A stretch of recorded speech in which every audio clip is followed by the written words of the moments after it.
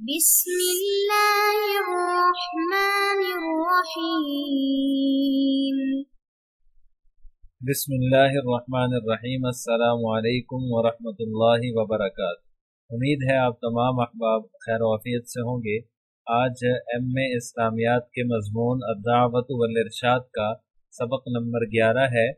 اس سے پہلے ہم اس مضمون کے 10 اسباق پڑھ چکے ہیں، تو آج کے سبق میں ہم جن عنوانات کا تذکرہ پڑھیں گے ان میں سے سب سے پہلا عنوان ہے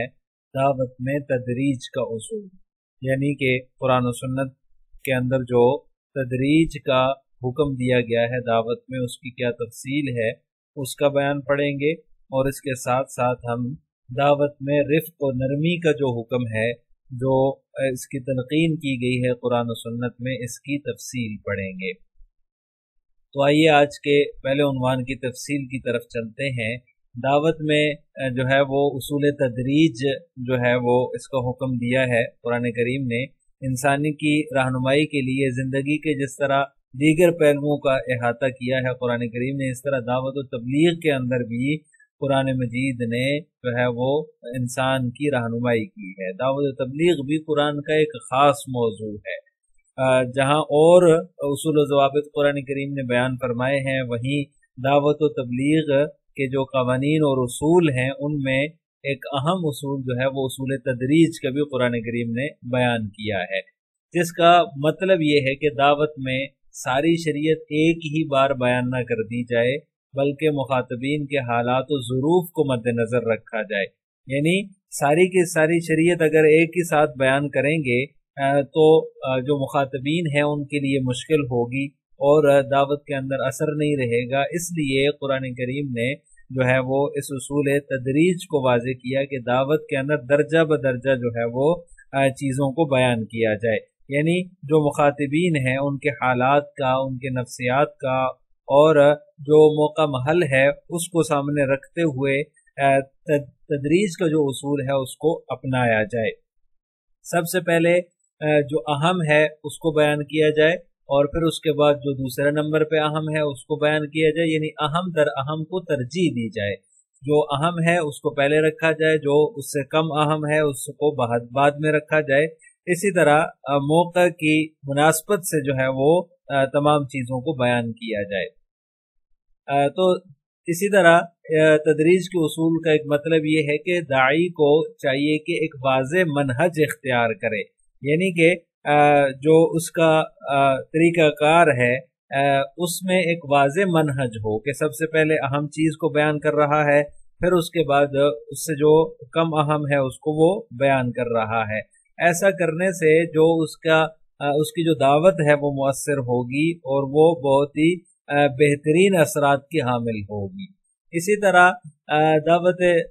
دعوت کے اندر اصول تدریج کا مطلب یہ ہے کہ مخاطب کو آسان سے مشکل کی طرف، ایک قاعدے سے دوسرے قاعدے کی طرف، پھر ان کی جزیات کی طرف بلایا جائے، یعنی پہلے آسان چیز رکھی جائے پھر اس کے بعد مشکل بیان کی جائے۔ جو مشکل حکم ہے جو جس پر عمل کرنا بظاہر ذرا مشکل ہے، تو مخاطبین جو نئے نئے اسلام میں داخل ہو رہے ہیں یا اسلامی احکامات کو عمل میں لا رہے ہیں، تو ان کو سب سے پہلے ہی مشکل چیز دیں گے، مشکل حکم دیں گے، تو وہ جو ہے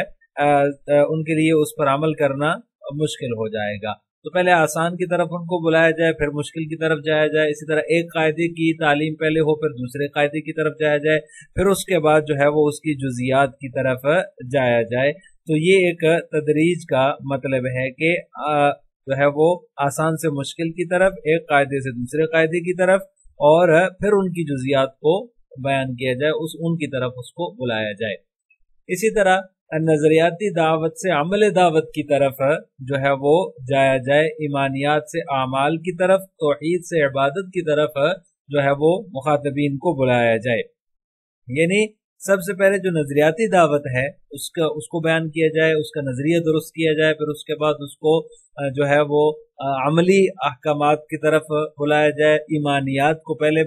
ذکر کیا جائے، پہلے ان کی طرف بلایا جائے، پھر اعمال کی طرف جایا جائے۔ اسی طرح توحید کو عبادت سے مقدم کیا جائے، توحید چونکہ اہم ہے، تمام اعمال کی قبولیت کے لیے توحید کا ہونا ضروری ہے، اسی طرح اعمال کی قبولیت کے لیے ایمان کا ہونا ضروری ہے۔ تو پہلے ایمان کو، پھر اعمال کو، پہلے توحید کو اور پھر عبادت کی طرف مخاطبین کو بلایا جائے۔ تو اس طرح جو ہے وہ دعوت کے اندر اصول تدریج کا حکم شریعت نے دیا ہے، قرآن کریم نے اس کو بیان کیا ہے۔ اصول تدریج جو ہے یہ عین فطرت ہے، یعنی کہ جو لوگ ہوتے ہیں ان کا مزاج مختلف ہوتا ہے، بیک وقت تمام احکامات کو تسلیم کرنے کے لیے ہر شخص کا مزاج جو ہے وہ اس کو قبول نہیں کرتا، اور نہ ہی وہ تمام حرام کاموں کو اور غلط کاموں کو ایک دم چھوڑ سکتا ہے۔ تو اس لیے جو ہے یہ جن چیزوں کا وہ اسلام سے پہلے عادی تھا تو اب ان کو ایک دم سے وہ چھوڑ دے، ایسا نہیں ہو سکتا، بلکہ تدریجاً جو ہے وہ ان سے توبہ طائب ہوگا۔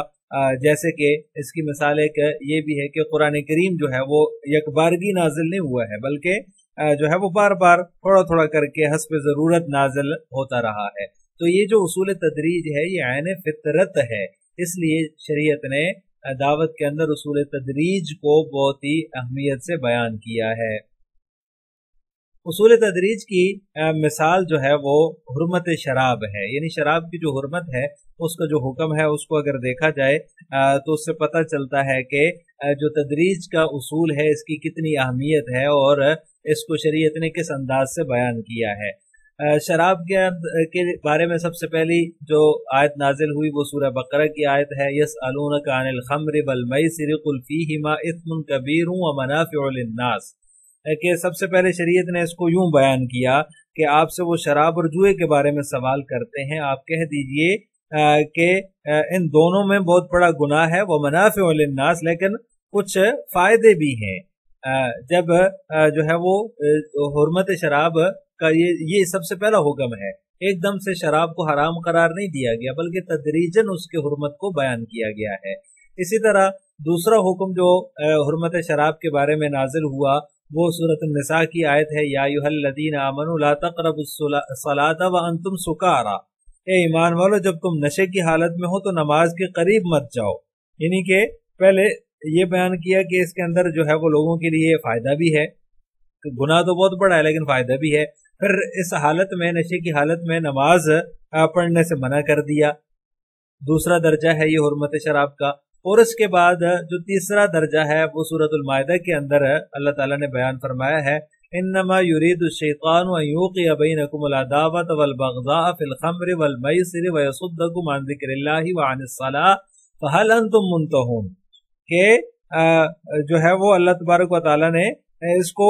یہ حکم نازل فرما کر بتا دیا کہ شیطان جو ہے وہ تمہارے درمیان عداوت اور بغض ڈالنا چاہتا ہے، یعنی کہ وہ تمہیں شراب کی جو ہے وہ لت کے اندر ڈال کر وہ اس کا ارادہ یہ ہے کہ وہ تمہارے اندر عداوت پیدا کر دے، تو اب اور تمہیں ذکر اللہ سے اور نماز سے روکتے، فہل انتم منتہون، کیا تم رک جاؤ گے؟ یہاں بھی یہ پوچھا جا رہا ہے کہ تم رک جاؤ گے۔ واضح طور پر یہاں بھی اللہ تعالیٰ نے حرمت شراب کا حکم نہیں دیا ہے۔ تو یہ جو ہے حرمت شراب کے اندر اصول تدریج کی مثال ہے کہ اللہ تعالیٰ نے تدریجاً جو ہے وہ اس کو نازل فرمایا ہے، ایک دم سے ہی حرمت شراب کا حکم نازل نہیں ہوا۔ لیکن یہاں پر ایک وضاحت ضروری ہے کہ اصول تدریج جو ہے وہ بعض احکامات کے اندر تو اس کے اندر جو ہے وہ اس پر عمل کرنا ممکن نہیں ہے، جیسا کہ زنا ہے تو اب اس کی حرمت ایک یکبارگی ہی نازل ہوئی ہے، اس میں تدریج کا اصول شریعت نے نہیں رکھا ہے۔ لیکن یہ بات بھی مد نظر رہنی چاہیے کہ اصول تدریج سے نہ تو کوئی کام حلال ہوتا ہے اور نہ ہی حرام ہوتا ہے اور نہ ہی اس سے فرض ساقط ہوتا ہے، تو لہٰذا یہ ایسا کوئی حکم نہیں ہے جس سے کوئی کام حلال ہو، کوئی کام حرام ہو جائے اور نہ ہی کوئی فرض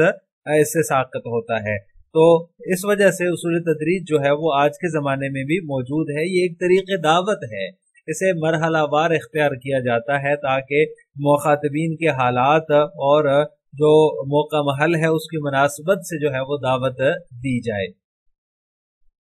اصل میں اصول تدریج جو ہے اس کی ایک خاص وجہ ہے، بنیادی جو ہے اس کی بنیاد جو ہے وہ ایک خاص وجہ ہے، یعنی ایک خاص وجہ سے اصول تدریج کی اہمیت شریعت نے بیان کی ہے، یعنی کہ وہ خاص وجہ یہ ہے کہ دہریت اور سیکولرزم جو ہے یہ جن معاشروں میں پائی جاتی ہیں جو کہ طہریت زدہ یا سیکولرزم زدہ معاشرے ہیں، وہاں اسلام کی دعوت کو کس طرح پھیلایا جائے، وہاں اسلام کو کس طرح جو ہے اس کی دعوت دی جائے، ان معاشروں کو اسلام کی طرف کس طرح سے بلایا جائے، تو وہاں جو ہے وہ اصول تدریج کی ضرورت پڑتی ہے۔ تو لہٰذا اس وجہ سے اصول تدریج جو ہے یہ آج کے زمانے میں بھی منسوخ نہیں ہوا ہے، آج بھی موجود ہے، آج بھی تو ایسے معاشرے موجود ہیں، خاص طور پر جو ہے وہ جو یورپی ممالک ہیں یا دیگر جو غیر مسلم ممالک ہیں، ان کے اندر جو ہے وہ یہ اصول تدریج اپنایا جا سکتا ہے۔ اس کی مثال جو ہے آپ صلی اللہ علیہ وسلم کی سیرت سے بھی ملتی ہے۔ قبیلہ ثقیف کے ساتھ جو آپ صلی اللہ علیہ وسلم کا معاہدہ تھا، اس سے پتہ چلتا ہے کہ جو ہے وہ اصول تدریج اس کو اپنایا جا سکتا ہے۔ ثقیف کا جو قبیلہ تھا، انہوں نے جب آپ صلی اللہ علیہ وسلم سے معاہدہ کیا، اسلام قبول کیا، تو انہوں نے آپ صلی اللہ علیہ وسلم سے اس شرط پر بیعت کی تھی کہ وہ زکوٰۃ بھی نہیں دیں گے، جہاد بھی نہیں کریں گے۔ تو حضرت جابر رضی اللہ تعالیٰ عنہ کی روایت ہے، وہ فرماتے ہیں کہ میں نے رسول اللہ صلی اللہ علیہ وسلم کو یہ کہتے ہوئے سنا کہ اگر یہ لوگ اسلام لے آئے تو زکوٰۃ بھی دیں گے اور جہاد بھی کریں گے۔ تو آپ صلی اللہ علیہ وسلم نے ان کے ساتھ یہ تدریج والا اصول اپنایا تھا۔ تدریج کی جو ضرورت ہے وہ موجود ہے، آج کے زمانے میں بھی اس کی ضرورت ہے، جیسا کہ میں نے پہلے ذکر کیا کہ تدریج کے اصول کی ضرورت آج بھی ہے، جیسا کہ ایسی جگہیں جہاں پہ مسلمان دباؤ کا شکار ہوں، کھل کر عمل کرنا ان کے لیے ممکن نہ ہو، وہاں اس کی ضرورت آج بھی باقی ہے۔ تو تدریج کا اصول اپنایا جا سکتا ہے، اور یہ وضاحت پہلے ہو چکی ہے کہ تدریج کے اصول کی وجہ سے نہ تو کوئی کام حلال ہوتا ہے، نہ حرام ہوتا ہے، اور نہ ہی کوئی فرض ساقط ہوتا ہے۔ جیسے غیر مسلم ممالک ہیں جہاں معاشرتی اور سماجی دباؤ، وسائل کی کمی اور اس طرح غربت ہے، مسلمان ان حالات میں وہاں رہ رہے ہیں، ان پر جو ہے وہ اسلامی احکامات کا اگر مستقل ان پر جو ہے وہ لازم کر دیا جائے کہ ہر قسم کے اسلامی احکامات پر وہ عمل کریں، تو یہ ان کے لیے ذرا ممکن نہیں ہے۔ سماجی دباؤ ہوتا ہے، جیسے کہ پردے کے مسائل ہیں، بہت ساری مسلم خواتین کو جو ہے وہ ان معاشروں کے اندر کافی مشکلات کا سامنا رہتا ہے، معاشرے کا جو ہے وہ دباؤ ہوتا ہے، اور پھر یہ کہ مسلمانوں کے پاس وسائل کی بھی کمی ہے، حکومتیں مسلمانوں کی نہیں ہے، غیر مسلموں کی ہیں، غربت ہے بعض جگہوں پر، تو اس وجہ سے اصول تدریج جو ہے اس کی ضرورت آج کے معاشرے میں بھی موجود ہے۔ اس کی وجہ یہ ہے کہ عام مسلمانوں کے ایمان کو بچانے کے لیے حالات کے مطابق اصول تدریج کی ضرورت ہے، یعنی کہ جو عام مسلمان ہیں ان کے ایمان کو تو کم از کم بچایا جا سکتا ہے، اس لیے تدریج کا جو اصول ہے اس کی ضرورت آج کے معاشرے میں بھی موجود ہے۔ اس کے بعد آج کے سبق کا جو دوسرا عنوان ہے وہ ہے رفق و نرمی، یعنی کہ دعوت میں نرمی سے کام لیا جائے۔ اس کے اندر جو ہے وہ دعوت تبلیغ میں رفق اور نرمی کا پہلو پایا جانا ضروری ہے، ایسا اسلوب اختیار کرنا ضروری ہے جس کے اندر نرمی پائی جا رہی ہو، تاکہ جو ہے وہ مخاطب کو لگے کہ داعی کے دل میں میرے لیے جو ہے وہ خیرخواہی کے جذبات ہیں، اور وہ اس کی طرف مائل ہو، اور داعی کی دعوت جو ہے وہ مؤثر ہو جائے۔ سختی اور شدت سے جو ہے وہ مخاطب کے دل میں نفرت ہی بڑھ سکتی ہے، عداوت کے جذبات ہی پیدا ہو سکتے ہیں، مخاطب جو ہے وہ اپنی ضد پر اڑ جائے گا۔ اس لیے جو ہے وہ دعوت کے اندر رفق اور نرمی کی بہت ضرورت ہے، جیسا کہ قرآن کریم کے اندر اللہ تبارک و تعالیٰ نے حضرت موسیٰ علیہ السلام اور ان کے بھائی حضرت ہارون علیہ السلام سے کہا فَقُولَا لَهُ قَوْلًا لَيِّنًا لَعَلَّهُ يَتَذَكَّرُ أَوْ يَخْشَىٰ۔ فرعون کی طرف ان کو مبعوث فرمایا اور ساتھ میں فرمایا کہ اس سے تم نرم گفتگو کرنا، شاید وہ نصیحت قبول کر لے، او یخشا یا پھر ڈر جائے۔ تو لہٰذا دعوت و تبلیغ کے اندر رفق و نرمی کی بہت ہی اشد ضرورت ہے اور اس کی بہت ہی اہمیت ہے۔ انبیاء کرام علیہ السلام کو بھی اللہ تعالیٰ نے دعوت میں رفق و نرمی کا حکم دیا ہے، تلقین فرمائی ہے۔ نبی کریم صلی اللہ علیہ وسلم بھی ہمیشہ جب مبلغ صحابہ کرام کو کسی طرف تبلیغ کے لیے بھیجتے تھے تو انہیں جو ہے وہ نرمی اختیار کرنے کا، نرمی کی تلقین فرماتے تھے، نرمی اختیار کرنے کا حکم فرمایا کرتے تھے۔ اس کی بہت ساری مثالیں ہیں، جیسا کہ قبیلہ دوست جو تھا